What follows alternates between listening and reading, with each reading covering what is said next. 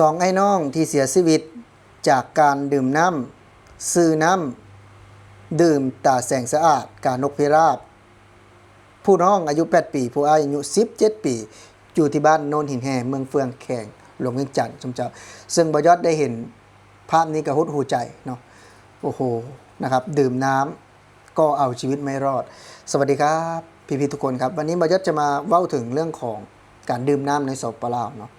ซึ่งการดื่มน้ำแน่นอนว่ามาจากโรงงานเขาก็คิดว่าผ่านอย.คิดว่าสามารถดื่มได้คิดว่าสามารถที่จะปลอดภัยเนาะแต่สิ่งที่บยศข้างคาใจและบยศโบเคในการที่มีเหตุการณ์เกิดขึ้นในครั้งนี้มากๆเลยนั่นคือมีเจ้าหน้าที่เนาะเจ้าเนาะก็มีตำรวจแล้วก็มีทางกระทรวงสาธารณสุขแหละเนาะที่เข้ามาตรวจเนาะแต่ว่ามีหน่วยงานหนึ่งแหละที่เข้ามาตรวจแต่ว่าบ่ฮู้ว่าเพิ่นตรวจแบบใดจึงเอาไก่แล้วก็เอาหมาเนาะสมเจ้ามากอกใส่ปากมันนี่นะเนี่ยบ่จักในเบิ่งนี่ส่งเด้อค่อยสุดบ่เขาจะสุดเฟซเขาอันเบอร์เขามันแล้วจะทักเขามั้ยเห็นเจ้านี่คือวินาทีไก่น้อยเนาะ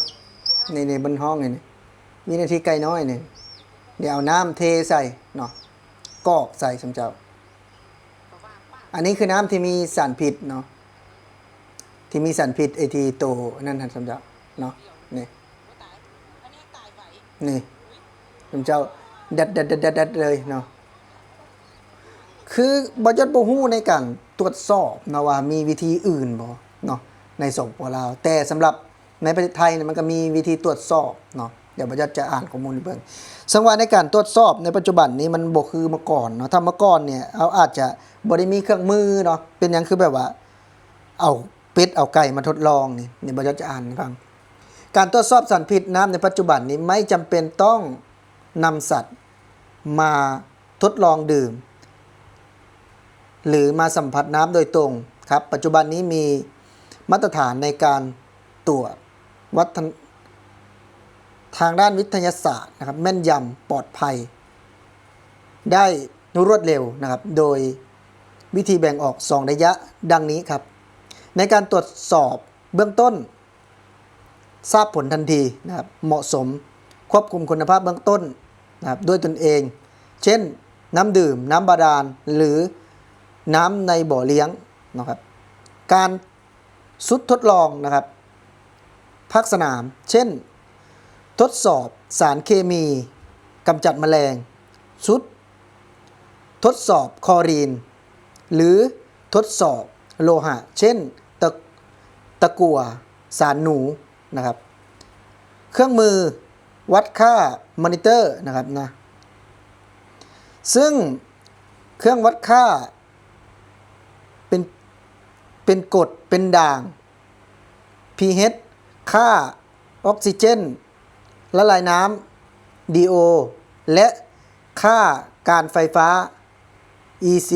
ซึ่งสามารถบ่งบอกความผิดปกติของน้ำได้เนาะซึ่งมันก็มีหลายๆวิธีนะครับในการที่จะตรวจเนาะแต่ว่านี่คือมันเป็นวิธีที่ล้าหลังมากเกินไปนะครับแต่ถามว่ามีไหมในสปป.ลาวก็มีนะผมจะเห็นในการที่มีพี่ชายเนาะที่เขาทำเกี่ยวกับน้ำดื่มนี่แหละครับเนาะก็ถือว่าถามว่าสะอาดไหมนะครับแต่มันก็ผ่านอย.นะครับนะก็กินแล้วก็ไม่ได้ตุยนะครับแต่ว่าเหตุการณ์นี้ก็เหมือนกับว่าบอยอนไม่ได้ข้องใจนะว่าโรงงานเนี่ยเขาผลิตยังไงเพราะว่ายังไงมันก็โดนกวดเรียบอยู่แล้วแต่ในการเอาไก่เอาหมามาทดลองเนี่ยนะครับนะมันโหดร้ายทารุณหรือเปล่านะครับนะมันเหมาะสมหรือเปล่าแล้วก็มันยังล้าหลังขนาดนั้นเลยเนาะเพราะว่าประเทศอื่นนะแม้แต่เขาเลี้ยงกุ้งนะครับนะเลี้ยงไก่เหมือนประยุทธ์ก็เคยเลี้ยงไก่เนาะก็ยังมีการตรวจสอบเอาขี้เอาอะไรมันเนาะไปตรวจสอบว่ามันมีสารไหมมันสามารถที่จะบริโภคได้ไหมเนาะแค่นี้ก็ยังรู้แล้วแต่นี่คือเอาไก่นะครับมาน้ำที่มีพิษกรอกลงไปนะครับซึ่งประยุทธ์ดูแล้วก็โอ้โหมันยังล้าหลังขนาดนี้เลยเหรอเนาะซึ่งประเทศไทยหรือว่าประเทศไหนๆเขาก็จะไปทางอื่นและอันนี้ยังเอาวิธีแบบดั้งเดิมแล้วก็วิธีที่มันอันตรายนะครับกับสัตว์เลี้ยงนะครับนี่แหละครับน่าเป็นอีกมุมหนึ่งที่อยากนำเสนอนะครับซึ่งไม่ได้ว่าสปป.ลาวทั่วประเทศนะครับ นะไม่ได้ว่าสปปลาวทั่วประเทศนะมันก็เป็นกับหน่วยงานนี่แหละครับคุณบอยศเชื่อว่าในการตรวจเนี่ยมันต้องมีวิธีที่เหมาะสมและมีวิธีที่ดีกว่านี้นะครับในการที่ตรวจสอบนะครับแต่นี่นะครับทำไมถึงต้องเอาเป็ดเอาไก่นะครับไปทำแบบนั้นนะครับแน่นอนว่าทุกชีวิตนะครับมีเขาเรียกว่าคุณค่านะครับถึงแม้ว่าเราจะเลี้ยงมันมากันแล้วแต่เนาะหรือว่าบุคคลในนั้นไม่ได้เกี่ยวนะครับไม่ได้เกี่ยวกับคนที่มาจากกระทรวงสาธารณสุขแต่ต้องนะครับนะแต่ต้องพิจารณาว่าสิ่งที่เขาทำมันถูกต้องไหมหรือว่าคุณมีการตรวจที่ชัดเจนมากกว่านี้ไหมซึ่งบอยศได้ดูแล้วไม่โอเคนะครับกับวิธีการตรวจนะซึ่งบอยศอาจจะนำภาพมาให้ดูอย่างชัดเจนแบบเปิดเผยไม่ได้เพราะว่ามันติดนะครับเรื่องการทรมานเนาะมันก็ไม่สามารถที่จะลงได้ แน่นอนครับสิ่งที่เกิดขึ้นเนี่ยบอยศดูแล้วไม่โอเคนะครับบอยศดูแล้วมันเหมือนกับว่าประเทศอื่นนะครับเขาไปถึงไหนกันแล้วไปถึงดาวอวกาศแต่เรายังอยู่ที่เดิมนะครับเพราะฉะนั้นวันนี้นะครับเป็นอีกหนึ่งเรื่องราวนะครับที่ทำให้เห็นว่าเรายังอยู่แบบนี้อยู่นะครับคือน้ำดื่มเนี่ยครับในสปปลาวเนี่ยในการที่จะมีใครมาตรวจสอบเป็นไปได้ยากมากและส่วนมากคือคนลาวเนี่ยก็จะดื่มน้ำนะครับตามชนบทนะก็คือน้ำดื่มเป็นถังนี่แหละรองลงมาก็อาจจะมีน้ำบาดาลนะครับที่คอยเข้ามานะครับถ้าสมัยก่อนก็จะเป็นน้ำบ่อนะครับบ่อที่ขุดใช้เองนะครับแต่ปัจจุบันนี้ก็อาจจะมีบาดาลนะครับหรือว่าบางพื้นที่ก็มีน้ำประปานะครับในการตรวจสอบมันมีหลายวิธีนะครับแต่วิธีในสปปลาวที่เขาใช้ตรวจสอบนะครับนั่นก็คือการกรอกปากเลยนะครับนั่นคือวิธีที่คนสปปลาวเขาใช้กันแล้วทุกคนคิดเห็นอย่างไรครับกับการใช้วิธีนี้นะครับบอยศเองดูแล้วก็ไม่โอเคนะครับสวัสดีครับตอนนี้ก็กำลังเป็นกระแสแห้งนะคุณเจ้าที่มีเยาวชน2 คนเนาะดื่มน้ำสะอาดแต่เสียชีวิตเนาะพบว่ามีสารพิษเนาะรู้แล้วว่ามีสารพิษแต่บอยศยังค้างเข้าใจว่าในการที่มีเจ้าหน้าที่เนาะเพิ่นเข้ามาตรวจว่าซั่นซะ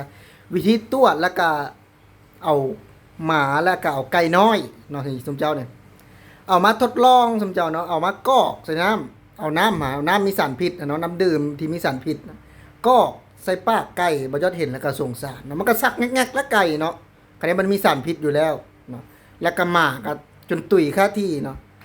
เป็นหยังคือบ่ว่าตรวจเนาะเอาแบบว่าความล้ำหน้าล้ำสมัยในมาตรวจอันนี้มันเป็นการทดลองเนาะคล้ายๆแบบว่าการมันก็มีความสงสารนะเจ้าเนาะสงสารหมาสงสารไก่เนาะเป็นหยังเขาบ่ได้เห็นอย่างพิษเขาคือมาตุ๋ยในการทดลองครั้งนี้นะมันบ่มีบ่อันตรวจที่แบบทันสมัยแบบว่าเอาจุ่มลงไปแล้วมันขึ้นมาเราพบว่ามีสารพิษอันนั้นก็คือดำเนินคดีเนาะกับโรงงานที่ผลิตน้ำดื่มที่บ่ได้มาตรฐานเนาะที่ทำแบบเหมือนแบบว่าบ่ผ่านอย.เนาะผิดกฎหมายก็จับไปดำเนินคดีไปก็ว่าไปตามนั้นเนาะแต่นี่เป็นหยังต้องเอาหมากับไก่มาลำบากนำเนาะแล้วก็เกิดให้สัตว์เลี้ยงนี่เนาะถึงแก่ชีวิตนะเนาะในการที่ตรวจเนี่ยบ่จะว่ามันบ่ยากดอกเนาะสมมุติว่าเอาหยังก็ได้เนาะที่มันเกี่ยวกับการตรวจนะบ่ว่าจะเข็มบ่คือนี้เฮาเบิ่งในโทรทัศน์เนาะมันมีคล้ายๆว่าเข็มที่แบบว่าเขาป้อนลงขนาดแล้วมันมีขึ้นขีดบ่2ขีดคือตรวจโควิดโคหยังนั้นบ่มีบ่เนาะพบว่ามันมีเชื้อบ่มีสารพิษบ่นะมันก็สิง่ายกว่าบ่อันนี้เอาไก่มาเนาะนี่ภาพได้เห็นเจ้าไก่น้อยเนาะครับสิประมาณเดือนนึงนี่แหละไก่ก็ได้ผู้ดีน้อยๆกอกใส่ปากมันก็ซักแงกๆแล้วก็ฮู้ว่ามันมีสารพิษนะอันนี้มันถูกบ่สมจัก